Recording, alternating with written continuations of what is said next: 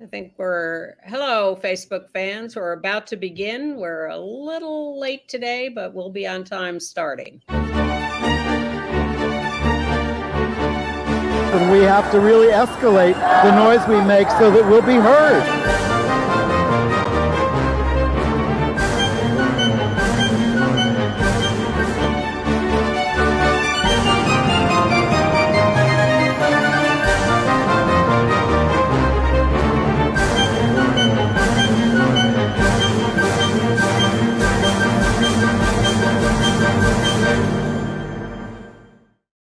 Hello, everybody. Welcome to Gay USA. I'm Ann Northrup, and in for the traveling Andy Hum is... Maren Johns. Hello. Good to see you. Good to see you, Maren. I've broken out my Christmas red. You look terrific. Thank you. I'm wearing my Christmas plaid. I think that's very traditional for Christmas, especially for Hallmark movies, which we're going to talk about at the end of the show. Stay tuned for that. But happy holidays to everybody. And I apologize if you're hearing construction noise in the background here. When I hope back in the studio in a couple of weeks, we'll get rid of that. But meanwhile, we're stuck with whatever we can do. We have a ton of news today, and I am just flipping because I have forgotten. Oh, yeah. Okay. So in the news this week, of course, you probably have heard Pope Francis has declared priests may bless people in same-sex relationships, but not the relationships. And a young Florida activist has confronted Bridget Ziegler directly at a school board meeting. We'll show you the video. It's fascinating, and you'll recognize this young activist. St. Louis cops plowed their car into a gay bar, beat up the bar owner, and then arrested him for assault. And in Colorado, we have folks trying to keep Trump off the presidential ballot. Looks like he might be banned from that state from running. Don't hold your breath. Meanwhile, activists here in New York are organizing to save democracy from the heinous Project 2025. We have a great video explainer about Project 2025. And a beloved New York City artist and activist has died far too soon. Very sad. And an Ohio news anchor has come out on air. More video. And I believe you're going to, Anne, review that fabulous Hallmark historic lesbian holiday film. Well, I guess it's historic. I can't say it's brilliant, but we'll talk in more detail at the end of the show. Meanwhile, the big news is the Pope. And because this is our top story, we are bringing in our special Vatican correspondent direct from London. There he is. Hey, it's Andy Hum. I wasn't Catholic until 1982. How well we know, and because you have been covering these issues for most of your life, we thought you deserve the chance to comment on this development. Well, the good news in all this is that the world thinks that the Pope's authorized the blessing of gay relationships because those are the headlines. Yes. Yeah. Now I'm staying at the home of Reverend Bernard Lynch, who has been working on these issues for 50 years, and he's been talking to the press a lot about this. And he says he says it's a seismic shift. The Guardian says it's not a seismic shift, but anyway, he reminds us that the last Pope labeled us disordered and evil at the height of the AIDS pandemic. But he says it led to losing all respect for the church authority in the global north. And it's a rebuke to the fundamentalism in the global south and in the right-wing religions, evangelicals, Orthodox Judaism, Islam, all the ones that condemn us. So he says, look, it's not going all the way. That would require women's ordination, same-sex marriage. But he and his husband, Billy, aren't going to, after 30 years, be running off for a blessing from another priest. But on the other hand, we got to look at the fine print on this thing, right? The blessing is not of, as you said, of gay relationships, but of the people in it. It can't be done in conjunction with a civil union ceremony Nor can the couple be wearing any clothing that's you would wear to a wedding. So no white, no rings. Wow, that's limiting things a little. So, no veils. So, Father James Martin, a Jesuit priest, who we have a picture of him doing this, he lobbied for this change with the Pope, his fellow Jesuit. He did a simple blessing for this couple, Jason Steedle-Jack and Damien Steedle-Jack. They were married a long time ago. And the blessing was just basically, may the Lord's light shine upon you. I mean, it's nothing specific to their relationship or anything like that. But, for a lot of people, this is very, very moving and very, very changed. And it's all part of Francis, pushing through reforms. He's 87. He's in failing health. He got rid of some of the ultra hardliners, a couple of weeks ago. And, to quote them about what this actually is, and this is the language, the blessing is meant to express openness to the transcendence, mercy, and closeness to God in 1,000 concrete circumstances of life, which is no small thing in the world in which we live. It's a seed of the Holy Spirit that must be nurtured, not hindered. Well, so they expect older priests will be more open to doing this. They came in during Vatican II. The younger ones are very conservative because who would join an institution that, doesn't even let women become priests? Well, I just read that 80% of U.S. young priests identify as conservative or Orthodox. Sure. It's really shocking. But I have zero interest in religion, but I can see very clearly how moved people are by having this now available to them. And that, I think that is tremendously significant.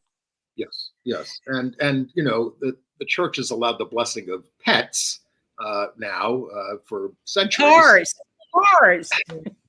That's unbelievable. Andy, I've got a question for you. What if a parishioner, gay Catholic parishioners went to their local priest and asked for the blessing and they were denied? Is there any finer print, any caveat in there where are priests allowed to just refuse to bless couples? It's going to be up to the priest, and it's all supposed to be done not in the context of liturgy, where they have ceremonies and things. But the statement does say when people ask for a blessing, an exhaustive moral analysis should not be placed as a precondition for conferring it. They should not be required to prove moral perfection. And that's it. They just go down the street to the next Catholic church and ask for a blessing from a different priest. There will be plenty of priests, I'm sure, who will perform this. But meanwhile, the U.S. Catholics are considerably more to the right than the Pope is these days. And I've just been reading a long piece in the LA Times about this guy, Tim Busch, B-U-S-C-H, on the West Coast, who is the upholder of everything right wing. And he recently staged this march of Catholic priests down Broadway in New York City. Look at them there. I saw it. I thought it was part of a show. Well, of course. I mean, whoever got that picture got a great picture. But the U.S. in particular, as well as presumably the right wingers in Africa or South America or Eastern Europe or wherever, are not happy about this. And they're talking about the church splitting, which is pretty revolutionary talk among Catholicism. But it's certainly being received as a landmark. I mean, he talked about this a few months ago as something that people could do. And this is just the official edict that lays out the details of it. But I congratulate those to whom this is enormously meaningful.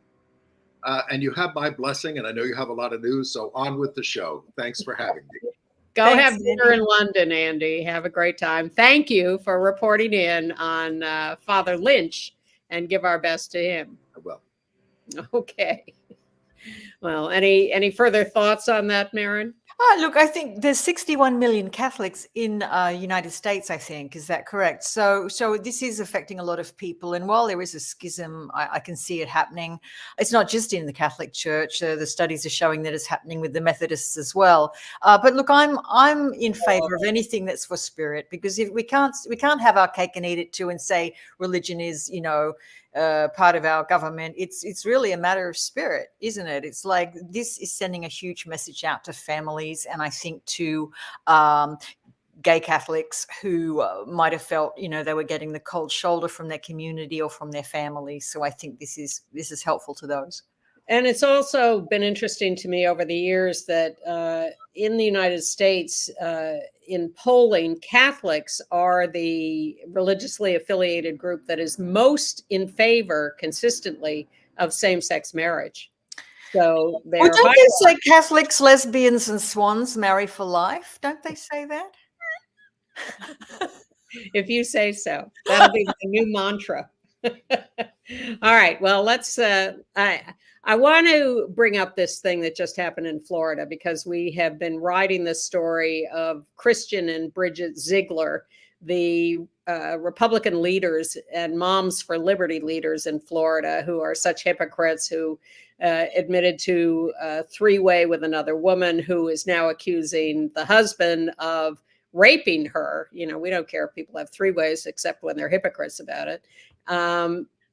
But the Republican Party in Florida has asked the husband, Christian Ziegler, to step down, and he has refused. They have taken away his power. They have reduced him to a $1 annual salary, but he is not giving up. He won't quit. And Bridget Ziegler, is also not quitting. The Sarasota School Board has asked her to resign. She won't do it. They want her off the Disney Oversight Board. She won't do that. So at a meeting of the Sarasota School Board, guess who showed up to talk to her? Xander Marich, who you may remember from a year and a half ago, who was graduating from a high school in Florida in the middle of the Don't Say Gay explosion. And he got up and he was the class president. He gave a speech. He was told not to mention that he was gay. So he gave a speech about his curly hair. That's right. Which was a great dodge. So he came to this school board meeting, and here's what he had to say to Bridget Ziegler.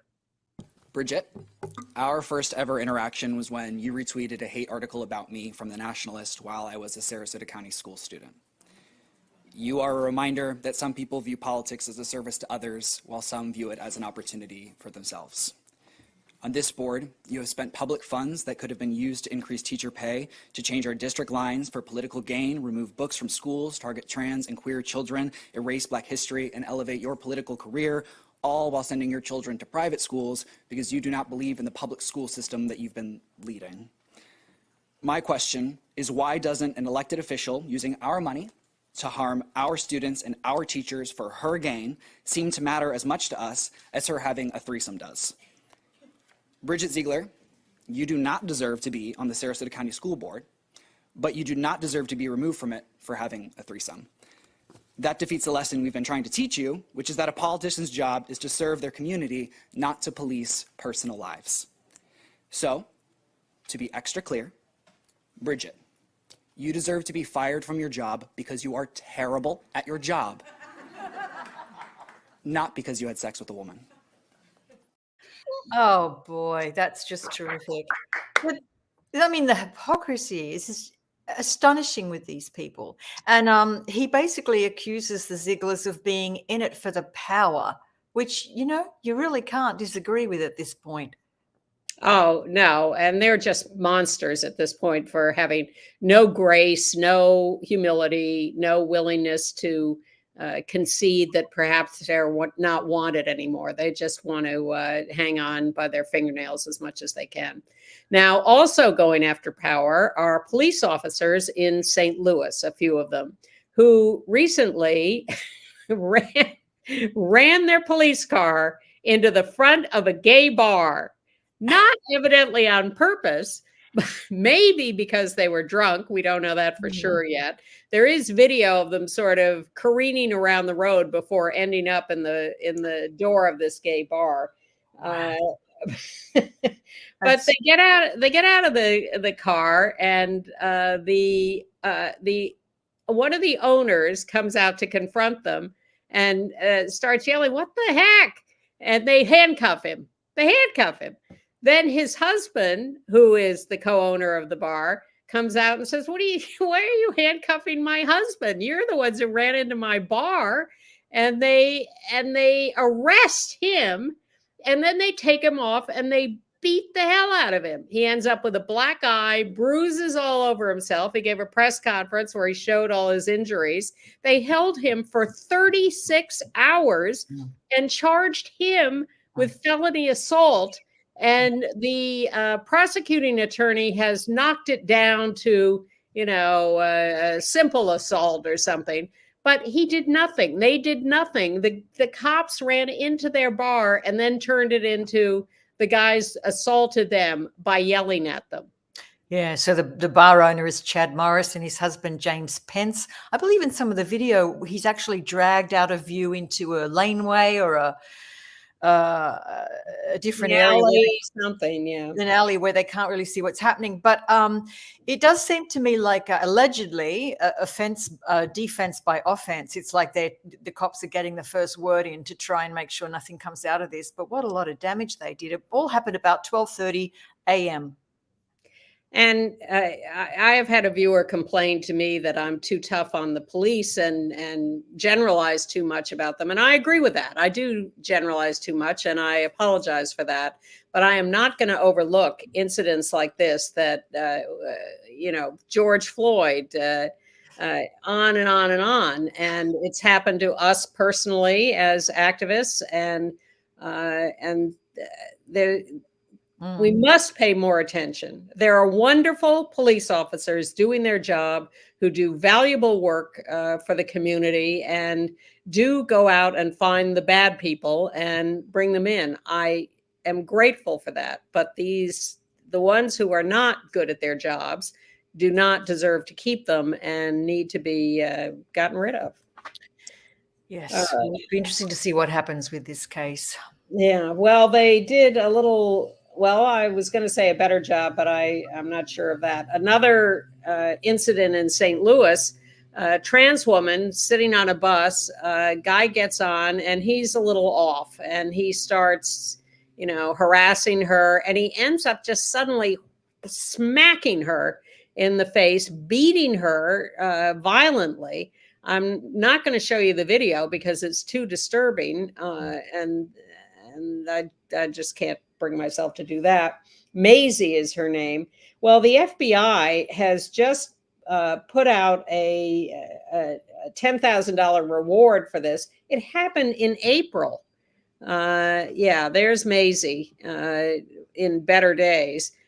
But she was really beaten viciously by this guy, and they have not gotten around to finding the guy who did it. The whole attack is on video on the bus. Suspects still at large. It's hard to know whether or not it was a transphobic attack, but when he started to harass her, she rebuffed his advances and said, "No thanks, I'd rather not." And he said, "Man, you sound like an old man." So there might have been something that triggered this person into a transphobic rage. Well, whatever it was,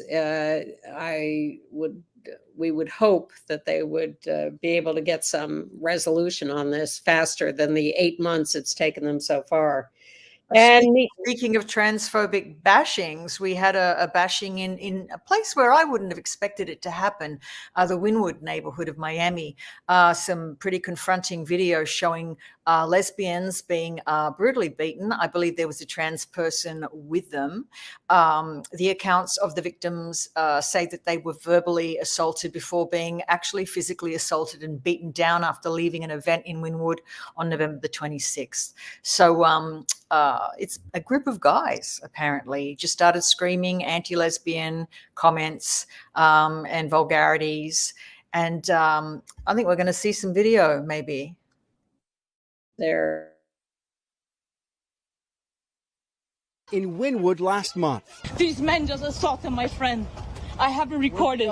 We blurred the victims' faces. But you can hear them pleading to stop the fighting and that they called the cops. The two men wearing white shirts are swinging at a man who was trying to stick up for the group of women he was with.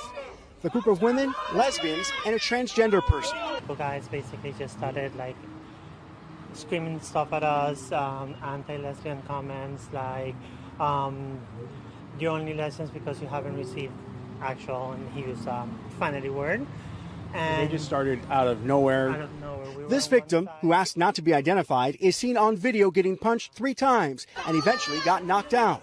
She says the guys who attacked them started hurling gay slurs before getting violent. But I know that I had a messed up finger from the incident. They did struck me on the jaw, and on my jaw, I'm like now having to potentially have a hairline fracture, and I may need to have surgery. So it's been very difficult time. Plus, not to add the nightmares of like feeling attacked and that seeing my friend on the floor unresponsive with blood. Her badly beaten friend also spoke to us.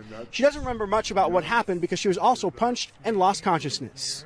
I definitely felt targeted, for sure. I mean, they were definitely trying to, hate on the fact that we were gay. I don't know why. I don't understand to this day why.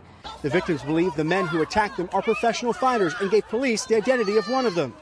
Miami Police tells NBC6 in a statement, "We are actively working on the case. Like any investigation, we have to dot the I's and cross the T's. We are working with our LGBTQ plus liaison and SAO hate crime task force. We have to make sure we have everything lined up before we initiate our arrests." Welcome news from victims who say they just want justice. It's very, very concerning to see that they're still out and about and they're free and nothing's happening to them yet. That's really shocking. Far too much of it. In Phoenix, Arizona, the police have announced that they have noticed that there is a growing number of murders of gay men. They have 3 separate cases that they've identified at the moment that they're working on.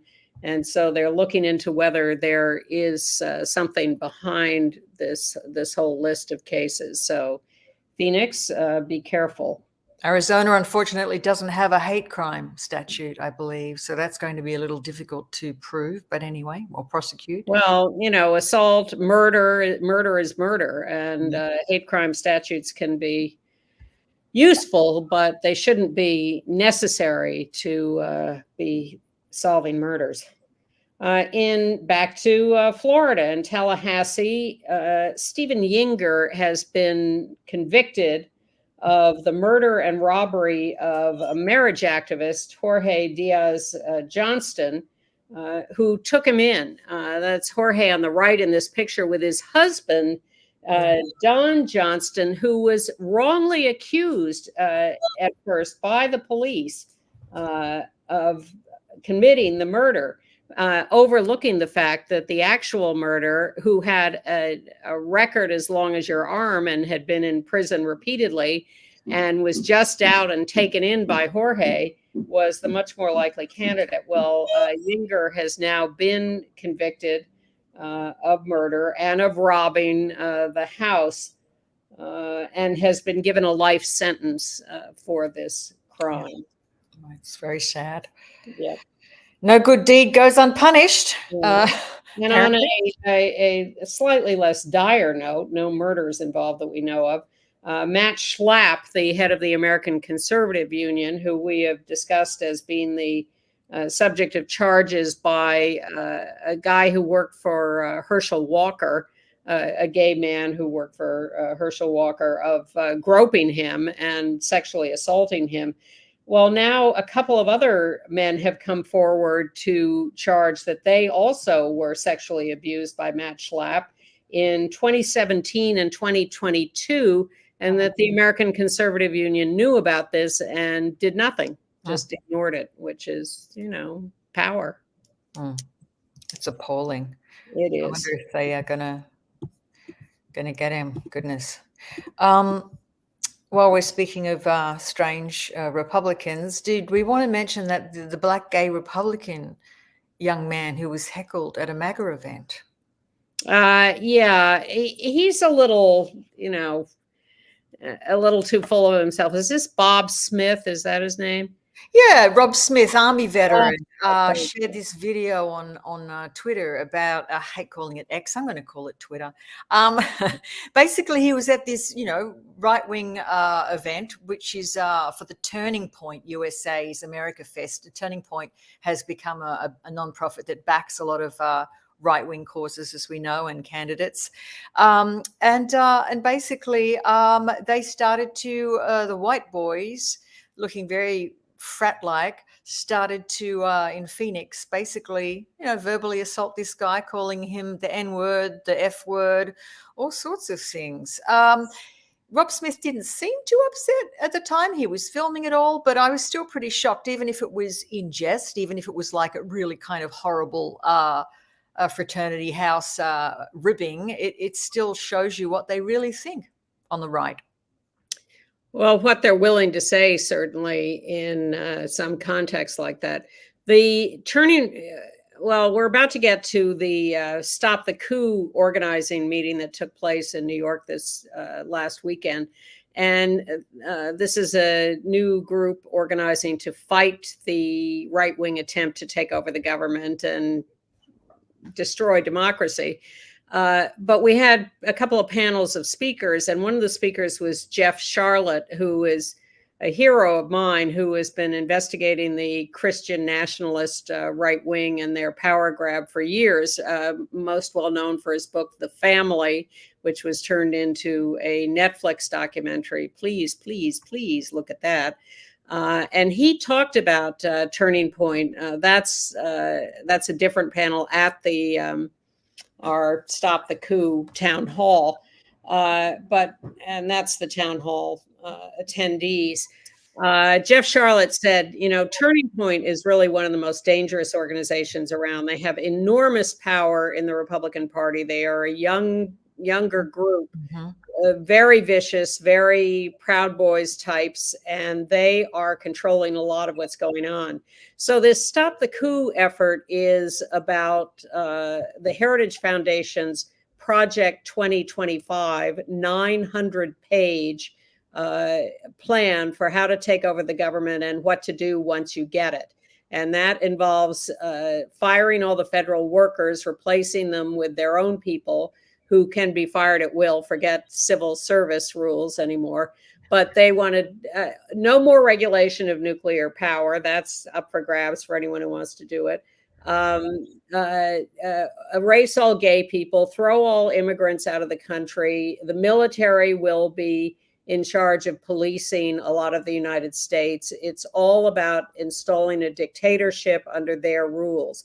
So we came across a new video explainer that boils the 900 pages down to 4 minutes of video by Alan Piper, a veteran journalist who made this for Courier Newsroom. And this is worth watching.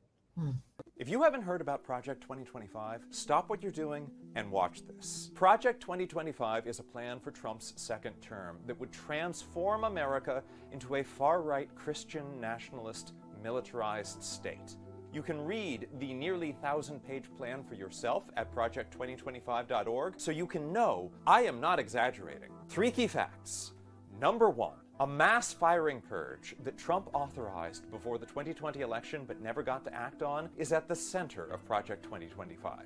Now, more than 2 million Americans across the country are part of the federal civilian workforce. Scientists at scientific agencies, doctors at the FDA, accountants at the IRS. We want experts doing jobs that require expertise. But more than 50,000 of them would be fired under this plan and replaced with MAGA loyalists who would use the power of these agencies to fundamentally change the nature of America without needing to involve Congress. Number 2. Project 2025 is a far-right Christian nationalist agenda. By page 5, they're already proclaiming pornography should be outlawed, the people who produce and distribute it should be imprisoned, educators and public librarians who purvey it should be classed as registered sex offenders. This would be alarming enough if they were talking about actual pornography. But their definition spans anything that acknowledges the existence of LGBTQ people. They claim on page 451 that families comprised of a married mother, father, and their children are the foundation of a well-ordered nation and healthy society, thereby designating queer people, single parents, unmarried co-parents, and people who get abortions as inherently inferior and a threat to the state, On page 584, they call for the Department of Labor to explicitly give companies permission to discriminate against LGBTQ Americans. On page 450, they also declare that life begins at conception, and abortion is, quote, not healthcare. Accordingly, the FDA would ban abortion medications, as detailed on page 458. The administration would also seek to strip abortion services and contraception from health plans. See pages 483 and 585. Number 3, Project 2025 envisions a militarized police state where law enforcement is answerable only to the president. Maybe you live in a blue city or state and you think, I don't have to worry about my librarians being imprisoned? Guess again. Page 553 lays out how Trump's Justice Department will take over local law enforcement if they don't like how your own elected officials are running things. And they will prosecute district attorneys that they don't agree with. The plan also strips the FBI director of their independence, making them a lackey of the president. See page 549. And on page 104, the plan reduces the number of military generals, so power is more fully consolidated in the commander-in-chief. A central focus of the new police state would be Trump's goal of undertaking the largest domestic deportation operation in American history. Immigration enforcement is to be conducted like a war, with the military deployed within the U.S., and millions of immigrants rounded up and thrown into newly constructed mass holding camps. A powerful new border security and immigration agency would replace the Department of Homeland Security. See page 133. This would also mean the DHS's efforts to combat far-right domestic terrorists would stop altogether.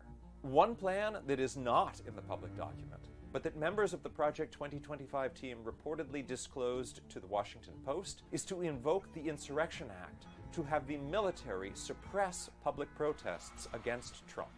I'm just scratching the surface. The plan is loaded with actions ranging from changing labor rules to effectively end overtime pay, that's on page 592, to slaughtering wild horses, that's on page 528.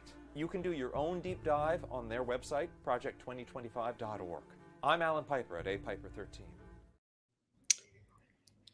This is not just hysterical scaremongering. This is real. Yeah, I hope that is circulated, that video in the document is investigated. It's like Russia meets Weimar Germany. And, we got a taste of what this might look like. Do you remember when Trump was selecting his clown car of a cabinet? I mean, that was enough for me. And we saw where that ended with the insurrection. So worse next time, because the cabinet is going to be just right-wing crazies, and look forward to Stephen Miller in the cabinet. StopTheCoup's2025.org is the website for the new organization. The town hall, thank you for the pictures to Jackie Rudin and Donna Aceto. And we'll keep telling you week by week what's going on with the effort to get organized about this.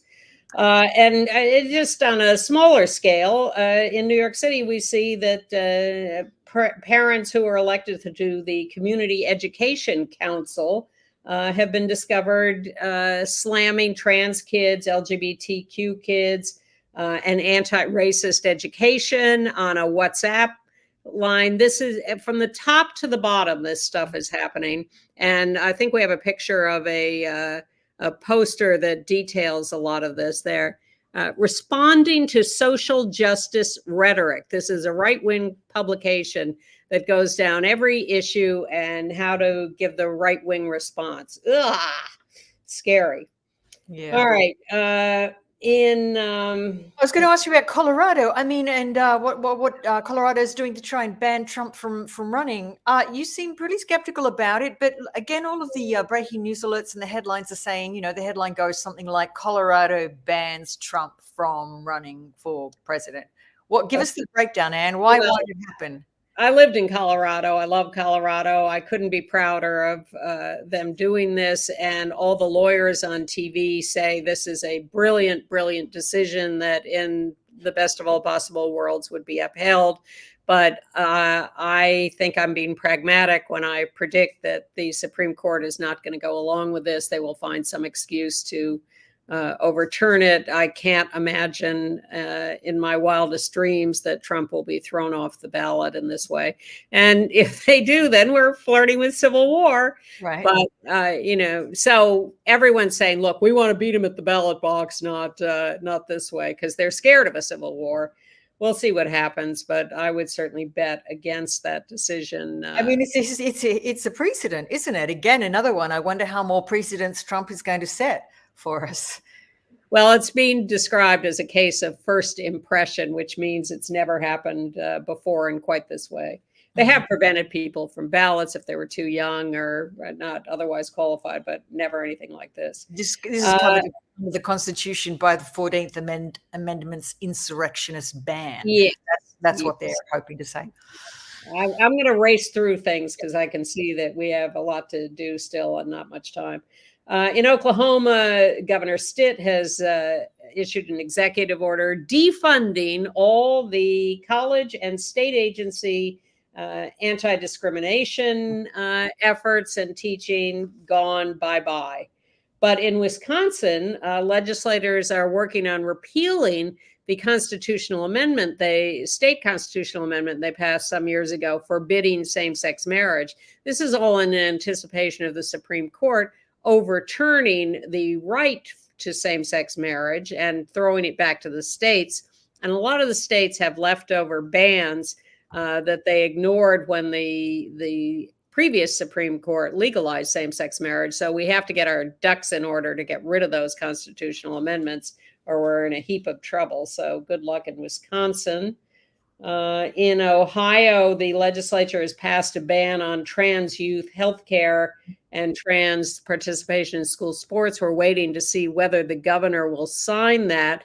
That's Governor DeWine, who is a Republican, who has vetoed bad stuff in the past, but so we don't know what he's going to do. That's a day-by-day decision. A couple of leftover Catholic things. The National Catholic Reporter named Sister Janine Gramick Newsmaker of the Year. She's with New Ways Ministry. She's the one who has been working on these issues forever. That's her. Years. 50 years, and good on her for cozying up a little bit to Francis. Apparently they get on very well, and she should take some credit for, I think, bending his thoughts in our direction in the past few years. Well, interestingly, we've been skeptical of her efforts over the years because we thought she was too gentle and too optimistic. But, she waited them out, and things are changing. And they're changing in Indiana at Notre Dame, the town, where St. Mary's College, a Catholic college for women, is admitting trans women, like several other Catholic women's colleges. The right wing is up in arms about it, including Bishop Strickland, the disgraced bishop. He feels he has the right to start talking about trans women at Catholic women's colleges, but they're going ahead and doing it. So that's a good thing.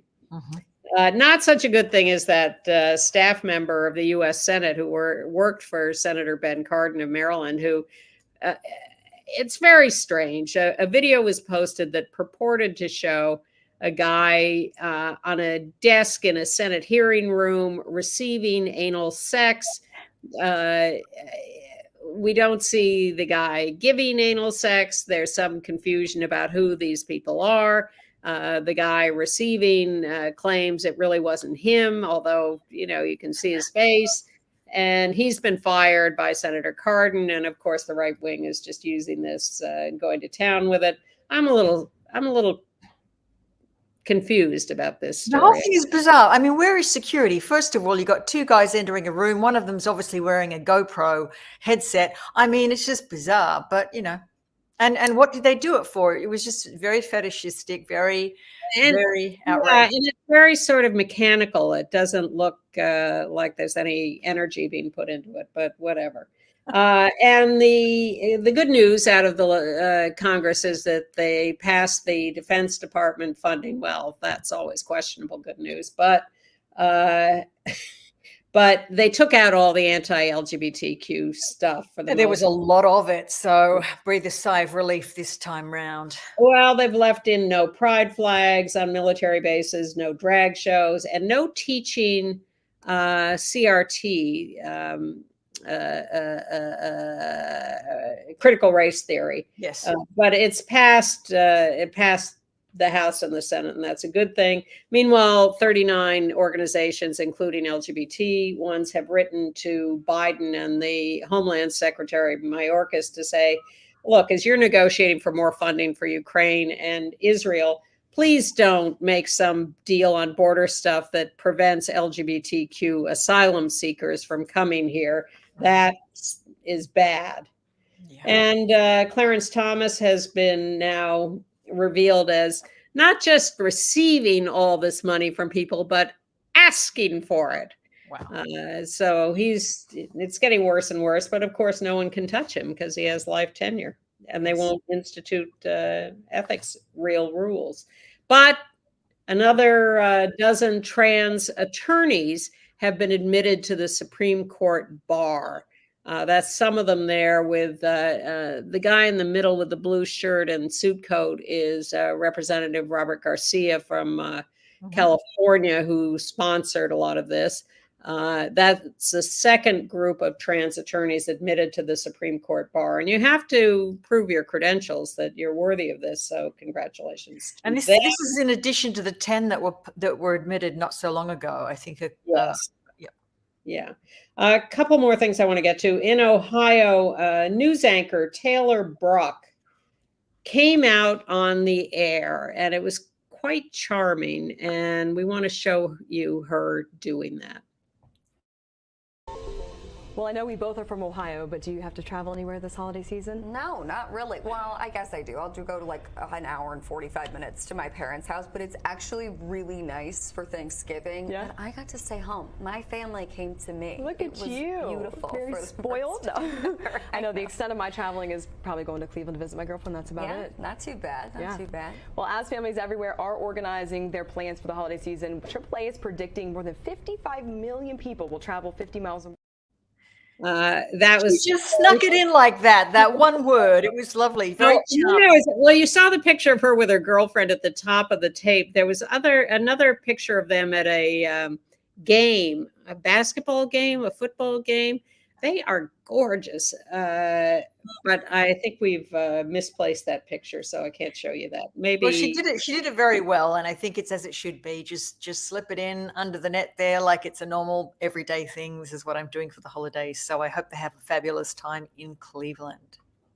And then we want to just take a minute to mourn the loss of a wonderful New York artist and activist, Nancy Brooks Brody, who died. She's in the middle of that picture. And Fierce Pussy, as you see at the top of the picture, was an arts collective that came out of ACT UP. That's Joy Episala on the left and Kara Yamoka on the right. And Zoe Leonard was the other founding member, the four of them. And Nancy, she was so beloved and such a wonderful artist. You know, she was an artist as a sculptor and a painter. But when these women got together coming out of ACT UP, it was to do activist art on the street, wheat pasting posters of all sorts, and just running around town, having a great time and being very in your face about their art. And people are just weeping when I run into them now at her death, because she was so fantastic and so loved and so missed. She was funny. She was angry. Their art was, and it's just a tragedy for her to die so young at 61.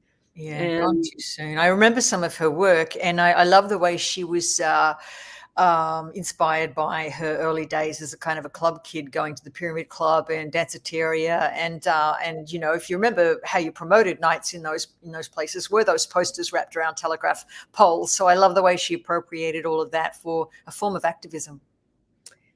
Just I can't tell you how loved she was and is in the community. And if you look up Nancy Brooks Brody, Brody, known as Brody, you'll find wonderful, wonderful stories about her and her work, and just such a loss.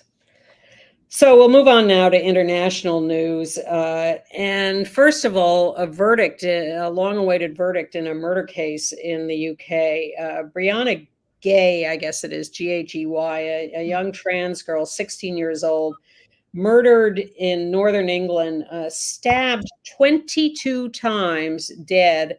A 16-year-old boy and a 16-year-old girl have been on trial for several weeks for her murder, and they have been convicted now. They planned this whole thing out. They wrote about it. They stalked her. They lured her to a park. They attacked her. It's just unbelievable how vicious and cruel this murder was. So the jury took just 4 hours to reach a unanimous verdict after a 3.5-week trial. But it's been a notorious case in England, and glad that it's finally reached a resolution. Near Manchester, and the girl X and boy Y, needless to say, turned on each other while giving evidence. So a couple of charmers there. Yes, they blamed each other. Each tried to absolve themselves and blame the other, but they've both been convicted. Yeah. And what about the new president of Argentina? Up to no good, only a matter of weeks after taking office.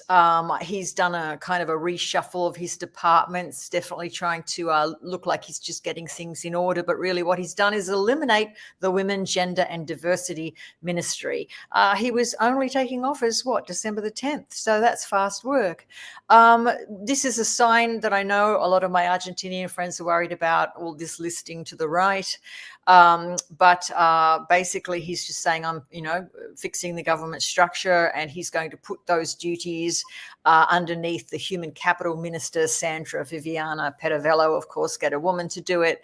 The decree mandates the commitments and obligations assumed by the Ministry of Women, Gender and Diversity will now be under the Ministry of Human Capital. So bye-bye DEI and all of your other stuff. Merry Christmas. Yeah. In Afghanistan, the Taliban has arrested an LGBTQ activist, Farid Fakore. So now, as in Navalny in Russia, we will be trying to follow what happens to him under arrest. Yes, this is only a few weeks ago this happened. So Taliban haven't confirmed that they have him. But he's very, very high profile LGBT activist in the region. I do fear for him. In Uganda, the Constitutional Court this week has held a hearing on the legality of the Anti-Homosexuality Act that was passed this year after a back and forth history over the last few years. This is the bill that allows for the death penalty of LGBTQ people for certain acts in certain ways. That has been challenged by activists in Uganda. The court earlier refused to annulled a previous version of the bill because they said it was done the wrong way in Parliament. The Parliament seems to have fixed its act of passing it, but now we get to see whether the court has the guts to say the bill is unconstitutional. And speaking of courts, over in Moldova, I feel like I'm at the Eurovision Song Contest. Moldova, they've actually awarded a Soviet Moldova, nonetheless, a gay soldier around $6,700 as compensation for ill treatment he suffered while serving in a military unit. Marin Pavlescu served in Moldova's defense ministry, and basically they've been ordered to pay him. He was going for $84,000. But the court did award much smaller damages on grounds that he was denied, quote, the right to respect and protection. What a concept. Meanwhile, in Britain, they're going back and forth debating payments to gay soldiers who were discharged.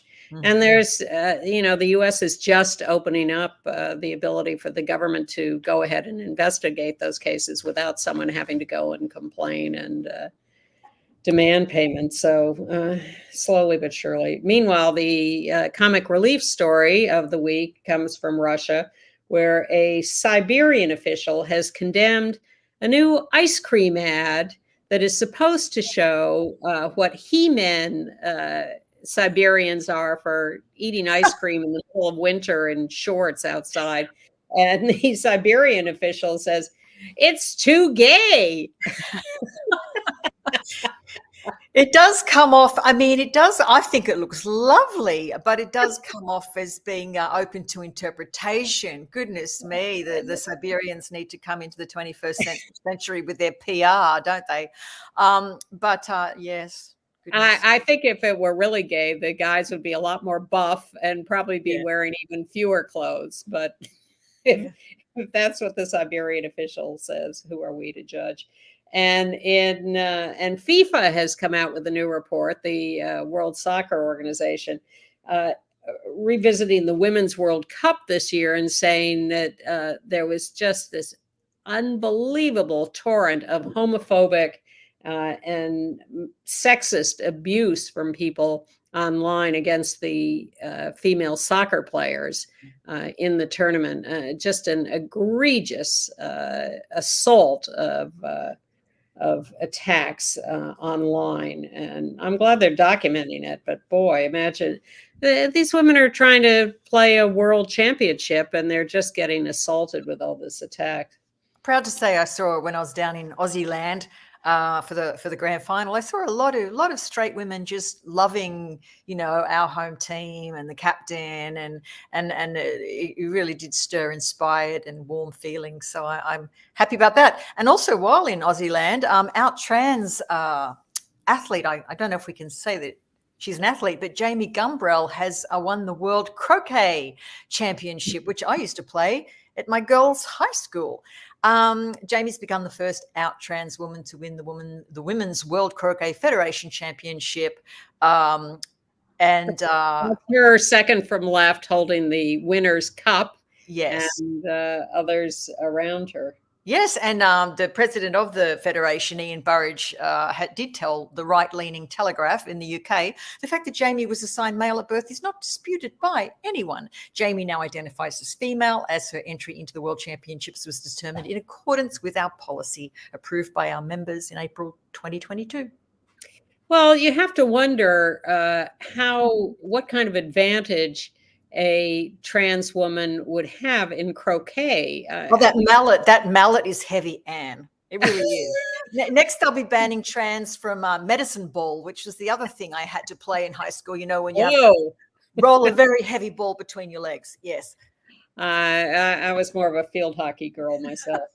And there's a dispute in the UK about the government, the conservative government, putting out guidance for how schools should treat kids who are questioning their gender identity. And the government guidance is quite conservative and says, really, you should be very skeptical of this and you should bring the parents into this. And the LGBTQ community is getting up in arms about it. I'm sure we'll hear more about that. But perhaps we should move on to entertainment news. Absolutely, because I know you are dying to talk about your Hallmark encounter. Well, first, because we have it first on the list, we've started a weekly event here at Gay USA, Gay Moments in Game Shows. I just made up that title. So this week's event comes to us from Jeopardy, where they're staging a Champions Wildcard tournament, qualifying people to a new Tournament of Champions. And the winner last week was I just laugh when I see him because he's so funny. Young Sheng Wong, a public defender in real life, but quite a character on Jeopardy, out gay man. And he was the winner. And when he won, he jumped up and down and he ran over to his fellow contestants and hugged them. And it was really quite a sight.